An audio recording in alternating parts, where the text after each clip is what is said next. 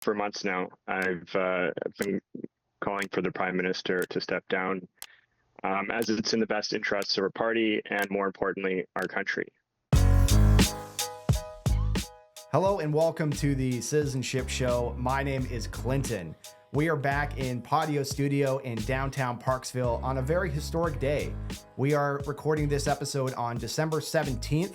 We are going to be talking about today the state of the Liberal Party in Canada and more broadly, the state of the country. If you've been following the news, the Deputy Prime Minister, Chrystia Freeland, has resigned from cabinet yesterday. The Prime Minister is there in the middle of a political emergency, having lost his Deputy Prime Minister and Minister of Finance in a stunning resignation today, quitting on the day that Chrystia Freeland was supposed to deliver a fall economic statement, one that shows they had blown past the fiscal guardrail of a $40 billion deficit for the 2023-2024 fiscal year, driving in a deficit of $61.9 billion, a 50% increase. The hubris, I will say, of the Prime Minister to think he could fire his Minister of Finance, ask for her resignation, and still demand she deliver the presentation on Monday? Oh boy. Like most families, sometimes we have fights around the holidays. But of course, like most families, we find our way through it. But goodwill is running dry. Sources say about 60 Liberal MPs, more than a third of caucus, want Justin Trudeau to step down. She wrote this letter that has been playing all over the news. I'm just going to read one line of it here. The costly political gimmicks make Canadians doubt that we recognize the gravity of the moment. That line really stuck out to me. This is clearly an individual who has been beside Trudeau for a really long time, has come out very vocally against this government. And we're going to be talking about what this means for the state of the country and the state of the whole political system. So with that, today I'm here with Mel Siteman. We're going to jump into her story. This is a new friendship that has been budding, and I hope this is the first of many conversations we get to have. Mel, thank you for joining us today in Patio. Just to kind of set the stage here, can you introduce yourself to the people? Absolutely not. Absolutely not. It's a long story, so however you want to kind of jump into this. Yeah. Sure. Yeah. My name is Mel, and I'm 60 years old, so I've been around since actually Trudeau's father was in power. I remember the Pierre Elliott Trudeau days, and I had quite a lot of respect for the man, but it was his time to go, and he knew that, and he left. Mm-hmm. Canada's always had two centrist parties, the Progressive Conservative and the Liberal.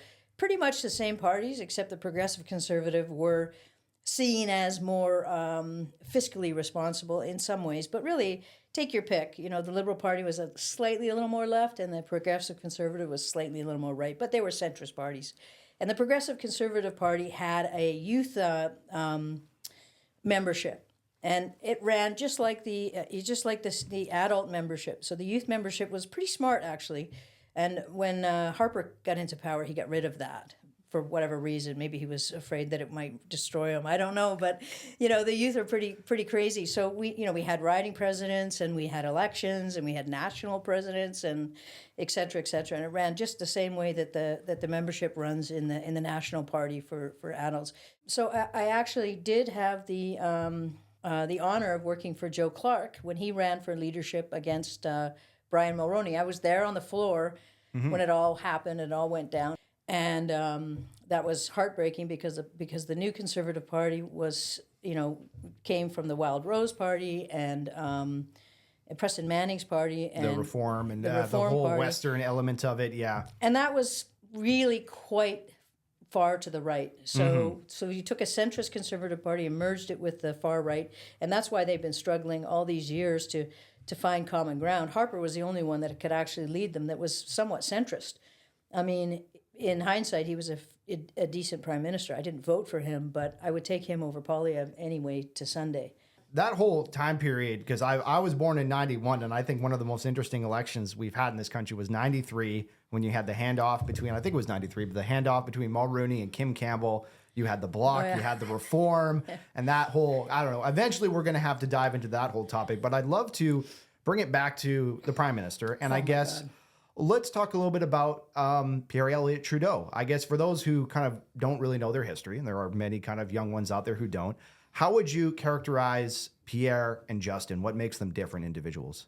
No, I still go back to the choice that you have to make in the kind of society that you live in. Well, there's a lot of bleeding hearts around who just don't like to see people with helmets and guns. All I can say is go on and bleed, but it's more important to keep law and order in this society than to be worried about weak-kneed people who don't like the looks of a soldier. At any cost? At any cost? How far would you go with that? How far would you extend that? Well, just watch me.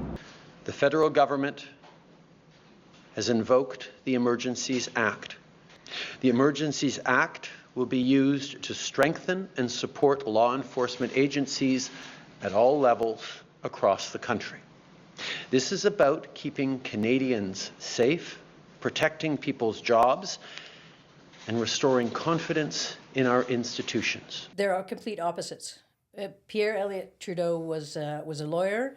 He was an intellect. He's an intellectual, and he was incredibly smart. He helped. I think it was the 82 Expo there.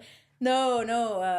In '82 he helped rewrite the Constitution. Of course, big moment. He did a lot of things that were very heady. He stopped the Quebec underground that the French FLQ crisis, that whole thing. Dealt with all that. So I mean, he was at a time where there was a lot going on, but you could rely on him, and you knew he was going to make good decisions. Justin is probably more like his mom, or maybe his other father. Who knows? Some people think we that maybe won't go there. We won't.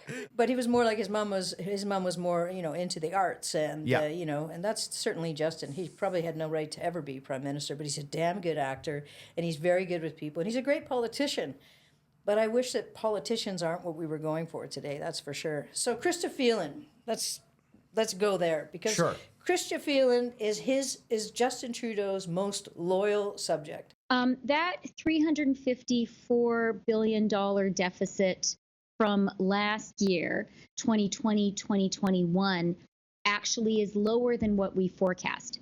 So, this is the deepest recession since the Great Depression.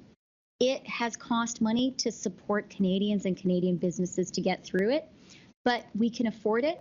This is sustainable, and we're going to come roaring back. She has been so loyal to him. She's had his back and shown support all the way through everything, and I'm sure did a lot of things that she never actually agreed with, and clearly that's the case we know now, right? Mm-hmm. She's been there for him. For him to come to her and essentially tell her that I'm going to replace you after you deliver, the financial... what the hell is that called anyway? The fall economic statement. The fall economic statement. So for him to say, after you deliver the fall economic statement, I'm going to replace you on Friday. So basically, you're going to be responsible for all the bad. That's okay with you, isn't it? And then I'm going to demote you to having no authority, no power, no say in what happens moving forward. That's good for you, isn't it? He is not a good human being. He has no integrity.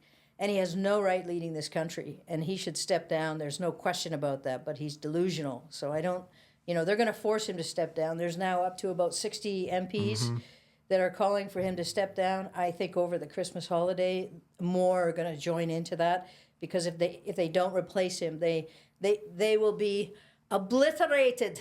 They will be obliterated there won't be a Liberal Party.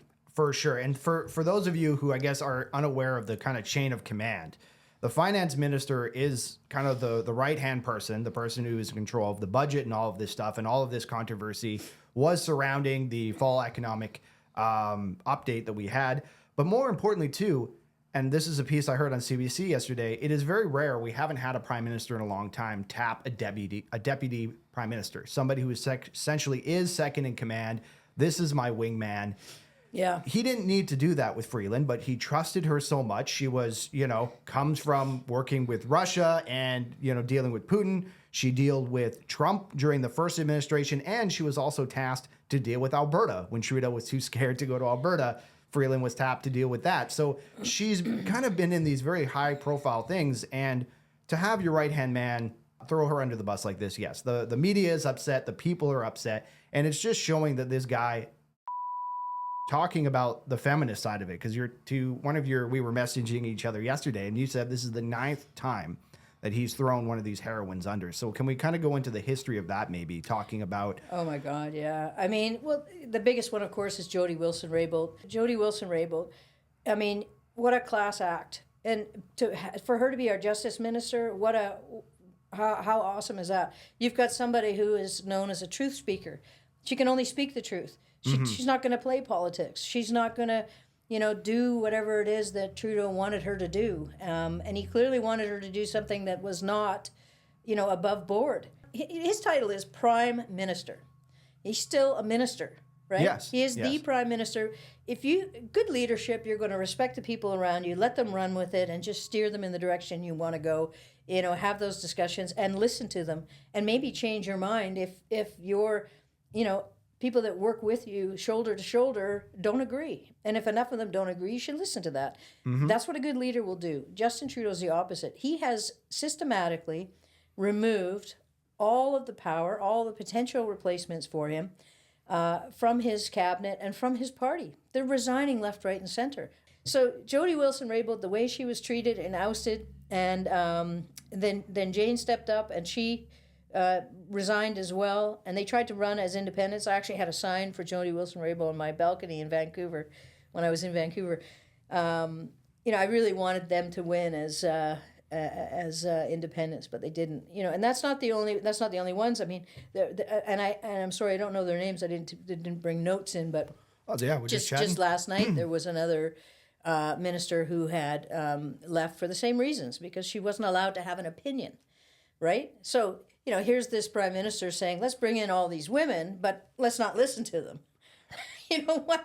And there's the hypocrisy of that, especially the whole show that was made in 2015 that we have a gender diverse cabinet. Even back then, it came out that there was different pay scales, that the men who had the more higher profiles were getting paid more than the women with the sub profiles, right? So even though they were all standing in the photo op shoulder to shoulder, there was different payment being done based on gender lines. So there's a very large degree of hypocrisy there that I think people are just becoming more aware of. I never trust a man who says he's a feminist. That's a fair point. Agree with feminism, sure. Yeah. But it's like, I don't know, whatever. So where does this leave the Liberals? Are we literally waiting for Trudeau to get visited by the three ghosts, or is there some way that the party can be more proactive in saying that we want a new leader? Oh, well, I mean, if enough people in the party demand him to step down and he loses the support of his cabinet, he cannot continue. He can't continue because no one's going to listen to him, and he'll have no cabinet. They'll all resign. Everybody's been desperately trying to get him to do the right thing. There are lots of people that wanted to join that letter that the MPs put forward, but they're hoping he's going to do the right thing. They want to let him leave with respect, and I think that after his actions with Chrystia Freeland, I think that the time has come now where people are just done, because, it's the same thing. If you go out with somebody who cheats on you, and you're the person that, the new person, they're going to cheat on you too. So how he treated Chrystia Freeland is how he treats people the closest to him, that are the most loyal to him and that work the hardest for him. It's not very good, right? And it's very clear. I mean, it couldn't be more clear. It was a brilliant move for her. I'm so happy that she did that and stood up, because, I mean, otherwise, as somebody rightly pointed out, you'd be a masochist to to just carry on with that plan and, go down as, the same thing happened with Bill Moreau, He didn't like what, what Trudeau was wanted to do, and Trudeau made him the fall guy and brought, someone in to take care to make things better, Mark Carney was supposed to step in as finance minister. He's not even an elected official. And that actually, I didn't know. So this is where I think watching the news is important. I learned something new. I thought you had to be a member of parliament in order to be eligible to be a cabinet minister. And they were actually saying that, though that's a social thing, but it's not actually, he could have brought him in if he wanted to. Is that true? That's true. That's your understanding of it, eh? Yeah. Yeah, I didn't know that. Yeah, it's crazy. Let's go into Jagmeet Singh, because I'm sure Pierre Poilievre, obviously very upset about this, but Pierre Poilievre has been doing his official opposition thing. I think we're all kind of aware of how he thinks on these things. But if we come at this from the left, because one thing that I kind of woke up with this idea that, Trudeau, he's cooked from both sides. There's people on the right upset with him, people from the left. Do you think Jagmeet's approach, Mr. Singh, what is your take on this? Has it been enough? Oh, I think he's, personally, I think he's lost his right to lead as well. And I think the NDP has made the same mistake that the Liberal government has made. They're so concerned about staying in power and keeping their seats and getting their pensions that they forgot why they were elected. They're elected to represent the people in their riding. This is not about their job and their career and their politics. This is about what's going on at home and what needs to happen. I mean, if they all got down to work and just threw out this partisanship, maybe we'd actually have things working a little better. It's just this, it's become a zoo. Yes. And Poilievre can call the Prime Minister a clown, the clown show and all this stuff. He's part of it. He's part of the zoo. He's in there fighting and stirring it up. He's not doing his job either. Like, do your job. Mm-hmm. There must be some place that they can all agree. There's got to be some common ground. If not, what are we doing? Who are you actually representing? That's another discussion about partisanship that I think has gone way too far. But Jagmeet Singh had an opportunity to actually stand up and say the right words, which were, it is clear that this Prime Minister has lost the confidence of his party and the country, and I can no longer, for any reason, stand up and support this government. I will definitely vote no confidence. Now, that would have made him a true leader. But instead, he took the easy road and said, Trudeau must resign, which he has no business over what the Liberal Party does. And would not commit to voting no confidence. So on some level, he must believe that there is a way for him to have confidence in this government that can no longer rule. We are spinning our wheels right now. Oh, yeah.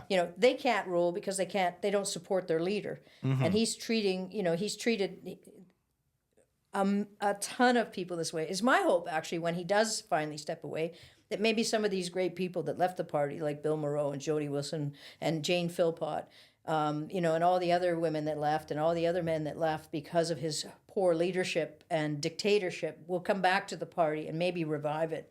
Because the Liberal Party, we need the Liberal Party. We need a party that is actually an alternative. We need the Conservative Party.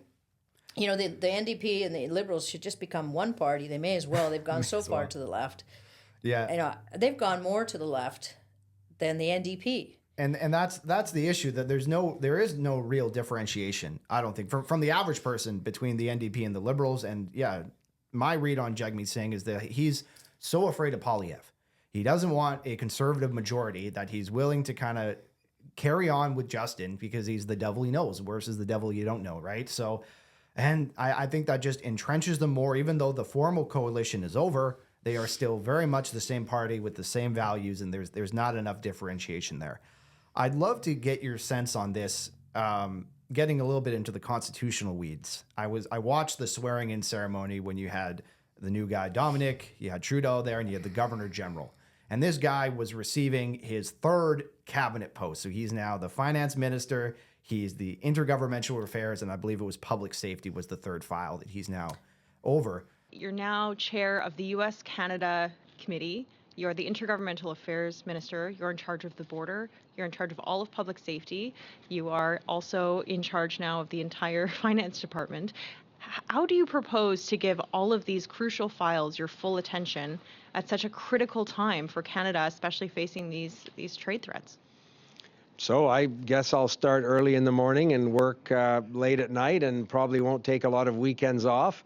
At what point is the Governor General, again, which is very much a figurehead kind of position, is there any reality where she goes, okay, this is kind of ridiculous? You clearly do not have confidence, because the Governor General is the one who calls elections at the end of the day. Do you think she just kind of carried on with the willingness of the Prime Minister and tapped this guy, but what was her role? Do you think she could have done anything in that moment, or was her hands kind of tied? I think the other parties have to come forward with some kind of proposal, because the Governor General does not have the power to bring the government down. But they do have the Governor General does have the power to decide about forming government in the event of a crisis. So, if Jagmeet Singh and Poilievre, or Jagmeet Singh and the Bloc got together and had enough people to form government, which they don't, because it's all three of them together, really. You know, they could say, we'd like to form government. We do not have a finance minister. Things are, but it would have to be a state of emergency. And, you know, if he had not assigned someone to the post of finance minister, that would have been pretty close to a state of emergency as you can get. Because, well, that's what I'm saying. Definitely blinking orange. If we're not red, we're blinking orange right now. So we're getting there. How many files can one person hold? And on top of that, now he is the spokesperson. So how much time is he actually putting on? Like, the time is up. Like, we've got to know that these guys are not governing. They're not taking care of business. You know, they haven't been for I'd say this past year, it's been all about just fighting and arguing. They can't put anything forward because nobody wants to vote with them on the stuff they want to put forward. And thank God, because there's bills in the Senate right now that, and I don't know enough detail to be able to, but if we do another chat, I'll look stuff up. But some pretty scary laws that they're trying to put forward, like to the point where you're like, how left is this government? You know, like I've always been centrist, maybe a little to the left. Right now, the NDP is looking less left than the Liberal government. I don't know what's going on with Justin. He's got some delusional idea about rescuing and saving a certain portion of society, and he's lost his mission. I mean, well, let's hope as the papers write, he takes his walk in the snow and whatever it is. So, what is your prediction? Are we going to the polls in the spring, or are the Liberals tapping a new leader and they're going to ride this to the fall? What's your read on that? Oh no, I think there has to be an election because they'll have no right to govern without an election, and we have business to take care of. So there will definitely be an election in the spring. I think the Liberals are going to be obliterated, just like the Conservatives were after Mulroney left. Yeah, there was a desperate need for change. The NDP may actually end up with more seats than the Liberal government. But if Justin steps down immediately, and if they are able to put someone in, I have no idea who they're going to pick that's going to have enough distance from him and that's going to have any confidence in people. But, there are people that don't want to vote Conservative, but they will to get rid of Justin. That's how bad it's gotten, And Poilievre, I wish it was a different leader. He's done well as a bulldog, but I don't know how he's going to fare as a statesman. I just don't. He hasn't shown. Politicians used to be statesmen. They used to actually care about the country, and they did big work. For the country, constitutional work. Meech Lake Accords, the Free Trade Agreement. All those things were done. Like Mulroney did a ton of that stuff. Building the country, making the country a better place, and they all work towards, a free country. Now I'm not so sure what's going to happen. The laws they're trying to pass, we've gotten too much into the minutia of, trying to protect certain groups. Let's protect all Canadians, right? Let's take care of all Canadians. Well, that's a very old school Pierre Elliott idea, that it's about individual rights. It's not about, as soon as you start drawing circles, you're excluding people, and we need to be having individual rights in this country. And the more groupthink is just kind of bad, whether it be the Québécois or whatever group you want to have it. You start divide and conquer. It's the oldest play. We need to give all Canadians the same opportunities. That's right. Treat everyone with respect and dignity, and don't allow any kind of abuse or bullshit. We're all Canadian, whether we're handicapped, whether we're white, whether we're black, whether we're, whatever country we come from, we're all Canadian, whatever our sexual identity is, whatever our gender identity is, whatever all of that is, it really shouldn't matter. And it really shouldn't be an issue. Like, I feel like it doesn't matter how you identify. I identify as Canadian. How do you define Canada alongside the U.S.? Because many Canadians were not Americans, but can you kind of go into that? What makes Canada distinct, and what are some of our Canadian values? I've been asked that before. What does it mean to be Canadian? I mean, what it's always meant to be Canadian, in my mind, is a sense of integrity and a sense of camaraderie. Like Canadians stand together. We didn't used to have all the divisions that America has, and maybe that comes from population. Maybe that comes from media and, the lies that are put out there to make you hate, or to make you think another group is worth hating, or however that works. But, Canadians would, go outside and help their neighbor. We would stand together against, any kind of violence, or we stand together against, any kind of threat to anyone in our neighborhood. We were a country that cared about each other, stood up for each other in the most polite way. but still stood up for each other, right? Of course. And shoulder to shoulder, we would do that. And we've always taken care of our weakest links, and we've taken pride in doing that. And we've lost touch, I think, with our connection to each other. You know, we've lost touch with. We're losing our humanity. I completely agree. It's the connection with the earth, the connection with each other, and then that point of integrity, which I think is an important piece. So if you could have a message to the younger generation, some 18, 17, you know, coming out of high school, want to get involved in politics, what would be your message in this climate right now? Well, number one, I would say don't join a party. Because the parties have become way too partisan. Like, they're ridiculously partisan to the point where they're doing what they want, not what we need. Yeah, right? That's fair. And they just do it because we voted for them, and they vote on issues that we didn't even know we were voting for, right? You know, every one of them has the same message. You know, we will make life better. We will bring down expenses. We will fix all the problems. Vote for us. They don't. You know, my message would be that, and I would love to see this actually, and love to be a part of this, to be honest, is that we run as independents, have a coalition of independents, maybe something like that. You know, maybe somebody out there can put together a coalition of independent, not a party, but kind of it's a coalition that you come together and work as a bloc so that you can hold power, but you vote for your constituents. And that we should have way more independence in the House of Commons, and we should just get rid of the whole party thing, because the party thing is destroying the country, I think. It used to be something, but it's not anymore. So imagine, if you will, if we had 150 independents in the House of Commons that were voting on behalf of their constituents. And then in the case of a deadlock, that coalition would agree to vote on a majority vote towards whatever the majority of issues were for all Canadians, right? So that idea of representation is lost. I believe we're actually losing direct democracy because of it.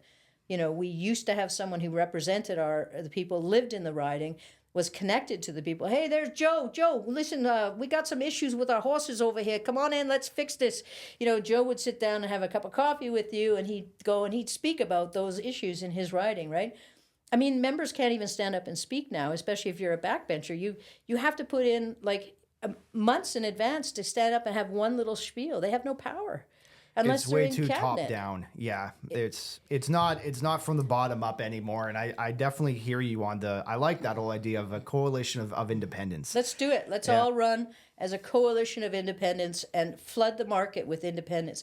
You know, everyone, and especially the young people, like, you've got ideas about how to fix things. You've got ideas about what you're tapped into your future. You're the future of the country, right?